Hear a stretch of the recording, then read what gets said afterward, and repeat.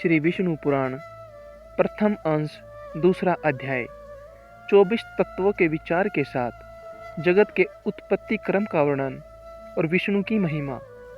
श्री पराशर जी बोले, ब्रह्मा विष्णु और शंकर रूप से जगत की उत्पत्ति, स्थिति और संहार के कारण हैं तथा अपने भक्तों को संसार सागर से तारने वाले हैं। उन विकार रहित शुद्ध अविनाशी परमात्मा सर्वदा एक रस सर्वविजयी भगवान वासुदेव विष्णु को नमस्कार है, जो एक होकर भी नाना रूप वाले हैं। स्थूल सूक्ष्ममय है, अव्यक्त कारण एवं व्यक्त कार्य रूप हैं तथा अनन्य भक्तों की मुक्ति के कारण हैं। उस श्री विष्णु भगवान को नमस्कार है, जो विश्व रूप प्रभु विश्व की उत्पत्ति, स्थिति और संहार के मूल कारण है।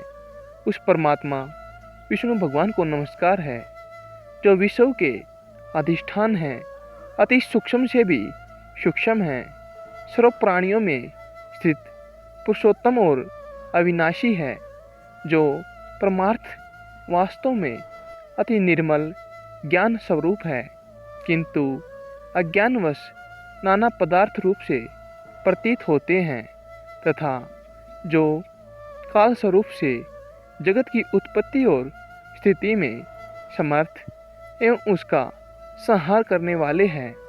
उन जगदीश्वर, अजन्मा, अक्षय और अव्यय भगवान विष्णु को प्रणाम करके तुम्हें वह सारा प्रसंग क्रमशः सुनाता हूँ, जो दक्ष आदि मुनि श्रेष्ठों से पूछने पर पितामह भगवान ब्रह्मा जी ने उनसे कहा था।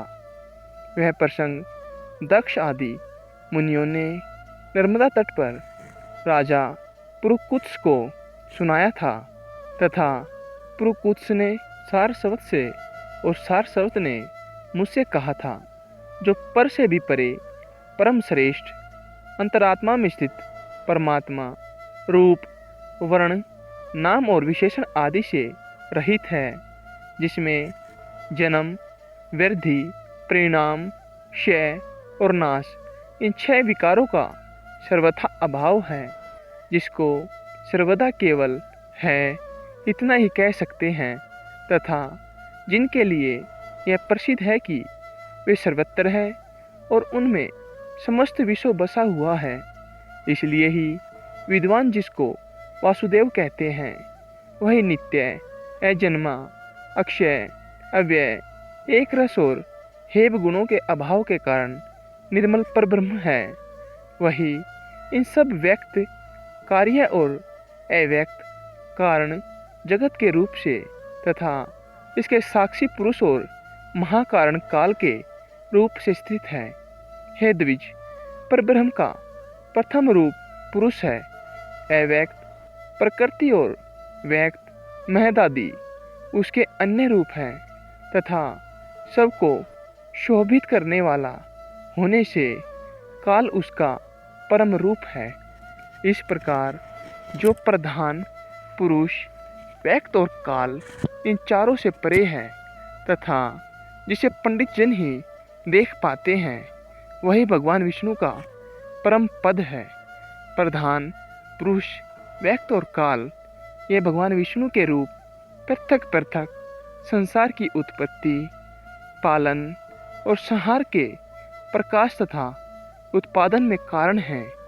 भगवान विष्णु जो व्यक्त, अव्यक्त, पुरुष और काल रूप से स्थित होते हैं, इसे उनकी बाल वृत्त क्रीड़ा ही समझो।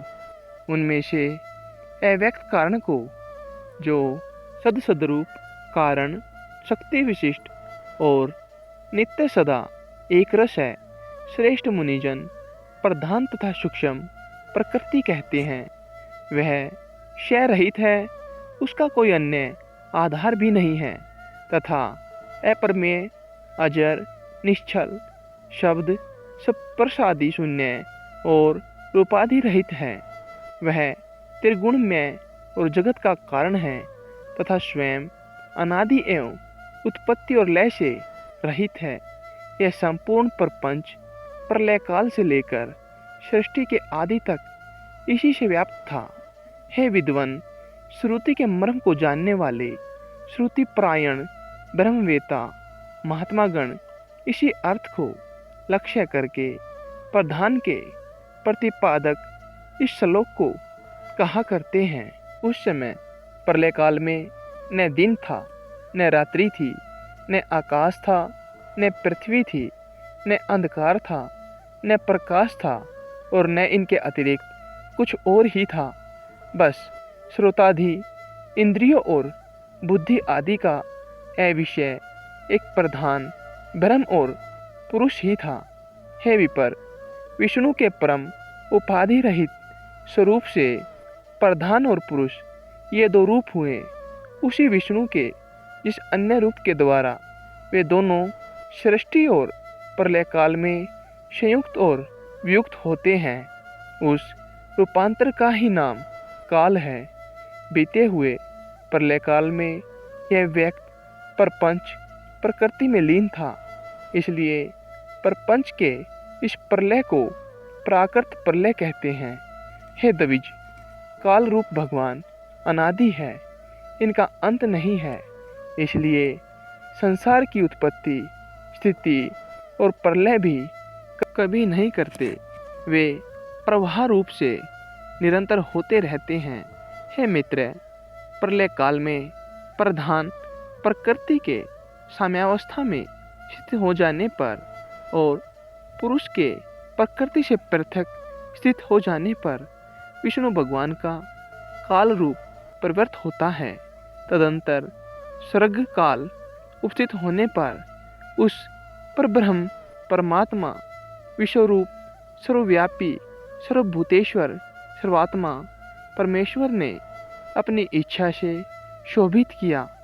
जिस प्रकार क्रियाशील न होने पर भी गंध अपनी सनंधी मात्र से भी प्रधान और पुरुष को प्रेरित करते हैं, हे ब्राह्मण, वह पुरुषोत्तम ही इनको शोभित करने वाले हैं और वे ही शुद्ध होते हैं तथा संकोच साम्य और विकास शोभ युक्त प्रधान रूप से भी वे ही स्थित हैं। ब्रह्मादि समस्त ईश्वरों के ईश्वर वे विष्णु ही समष्टि व्यष्टि रूप ब्रह्मादि जीवन रूप तथा महतत्व रूप से स्थित है। हे द्विज श्रेष्ठ, स्वर्ग काल के प्राप्त होने पर गुणों की साम्यावस्था रूप प्रधान जब विष्णु के क्षेत्रज्ञ रूप से अधिष्ठित हुआ तो उससे महतत्व की उत्पत्ति हुई। उत्पन्न हुए महान को प्रधान तत्वों ने आवृत किया। महतत्व सात्विक, राजस और तामस भेद से 3 प्रकार का है, किंतु जिस प्रकार बीज छिलके से समभाव से ढका रहता है, वैसे ही यह त्रिविध महतत्व से ही वैकारिक, सात्विक, तेजस, राजस और तामस भूतादि 3 प्रकार का अहंकार उत्पन्न हुआ। हे महामुने, वह त्रिगुणात्मक होने से भूत और इंद्रिय आदि का कारण है और प्रधान जैसे महतत्व व्याप्त हैं, वैसे ही महतत्व से वह अहंकार व्याप्त है। भूतादि नामक तामस अहंकार ने विकृत होकर शब्द तन्मात्रा और उससे शब्द गुण वाले आकाश की रचना की। उस भूतादि तामस अहंकार ने शब्द तन्मात्रा रूप आकाश को व्याप्त किया। फिर शब्द तन्मात्रा रूप आकाश ने विकृत होकर स्पर्श तन्मात्रा को रचा। उस स्पर्श तन्मात्रा से बलवान वायु हुआ। उसका गुण स्पर्श माना गया है। शब्द तन्मात्रा रूप आकाश ने स्पर्श तन्मात्रा वाले वायु को आवृत किया है। फिर स्पर्श तन्मात्रा रूप वायु ने विकृत होकर रूप तन्मात्रा की सृष्टि की। रूप तन्मात्रा युक्त वायु से तेज उत्पन्न हुआ है। उसका गुण रूप कहा जाता है। स्पर्श तन्मात्रा वायु ने रूप तन्मात्रा वाले तेज को आवृत किया। फिर रूप तन्मात्रा में तेज ने भी विकृत होकर रस तन्मात्रा की रचना की। उस रस तन्मात्रा रूप से रस गुण वाला जल हुआ। रस तन्मात्रा वाले जल को रूप तन्मात्रा में तेज ने आवृत किया। रस तन्मात्रा रूप जल ने विकार को प्राप्त होकर गंध तन्मात्रा की सृष्टि की। उससे पृथ्वी उत्पन्न हुई है, जिसका गुण गंध माना जाता है। उन आकाशादि भूतों में तन्मात्रा है, इसलिए वे तन्मात्रा गुण रूप ही कहे गए हैं।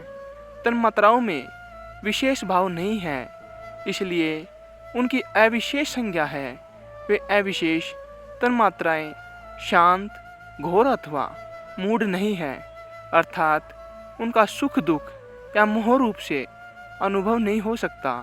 इस प्रकार तामस अहंकार से यह भूत तन्मात्रा रूप सर्ग हुआ है।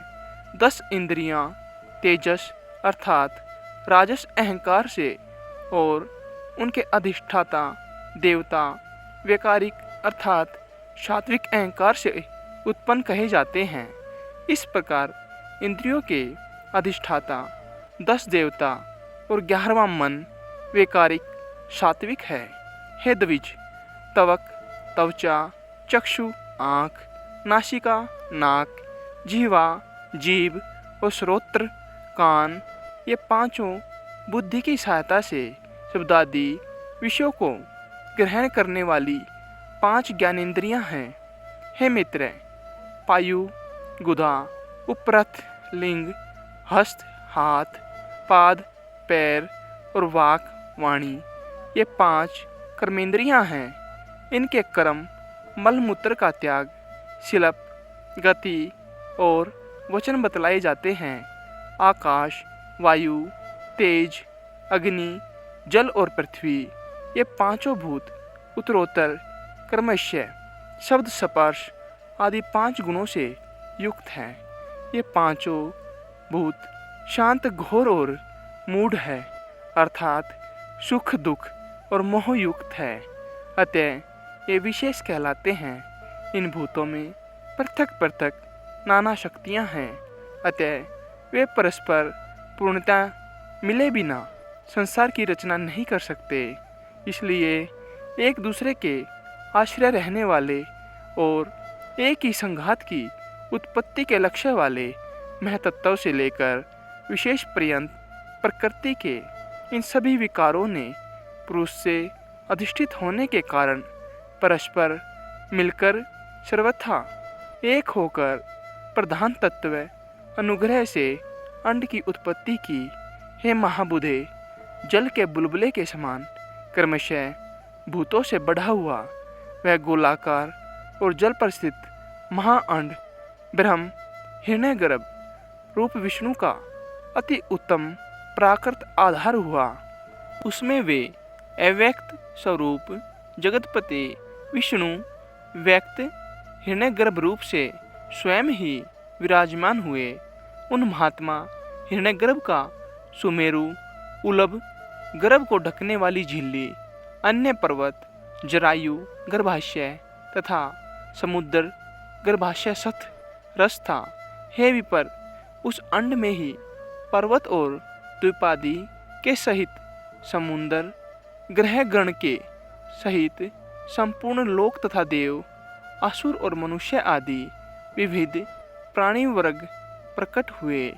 वह अंड पूर्व की अपेक्षा 10-10 गुण अधिक जल, अग्नि, वायु, आकाश और भूतादि अर्थात तामस अहंकार से आवृत है तथा भूतादि महतत्व घिरा हुआ है, और इन सब के सहित वह महतत्व भी अव्यक्त प्रधान से आवृत हुआ है। इस प्रकार जैसे नारियल के फल का भीतरी बीज बाहर से कितने ही छिलकों से ढका रहता है, वैसे ही यह अंड इन 7 प्राकृत आवरणों से घिरा हुआ है। उसमें स्थित हुए स्वयं विश्वेश्वर भगवान विष्णु ब्रह्मा होकर रजोगुण का आश्रय लेकर इस संसार की रचना में प्रवृत्त होते हैं तथा रचना हो जाने पर सतत्व गुण विशिष्ट अतुल पराक्रमी भगवान विष्णु उसका कल्पांत पर्यतन युग युग में पालन करते हैं। हे मित्र, फिर कल्प का अंत होने पर अति दारुण तम प्रधान रुद्र रूप धारण कर वे जनार्दन विष्णु ही समस्त भूतों का भक्षण कर लेते हैं। इस प्रकार समस्त भूतों का भक्षण कर संसार को जलमय करके वे परमेश्वर से सैया पर शयन करते हैं। वह एक ही भगवान जनार्दन जगत की सृष्टि स्थिति और संहार के लिए ब्रह्मा विष्णु और शिव इन तीन संज्ञाओं को धारण करते हैं। वे प्रभु विष्णु सृष्टा ब्रह्मा होकर अपनी ही सृष्टि करते हैं, पालक विष्णु होकर पाल्य रूप अपना ही पालन करते हैं और अंत में स्वयं ही संहारक शिव तथा स्वयं ही उपसहंत लीन होते हैं। पृथ्वी जल तेज वायु और आकाश तथा समस्त इंद्रियां और अंतकरण आदि जितना जगत है सब पुरुष रूप है और क्योंकि वह अव्यय विष्णु ही विश्व रूप और सब भूतों की अंतरात्मा है, इसलिए ब्रह्मादि प्राणियों में स्थित सर्गाधिक भी उन्हीं के उपकारक हैं। वे सर्वस्वरूप श्रेष्ठ वरदायक और वरेण्य प्रार्थना के योग्य भगवान विष्णु ही ब्रह्मा आदि अवस्थाओं द्वारा रचने वाले हैं। वे ही रचे जाते हैं, वे ही पालते हैं, वे ही पालित होते हैं तथा वे ही संहार करते हैं और स्वयं ही संहवर्त होते हैं। यहाँ विष्णु पुराण का प्रथम अंश का दूसरा अध्याय समाप्त होता है।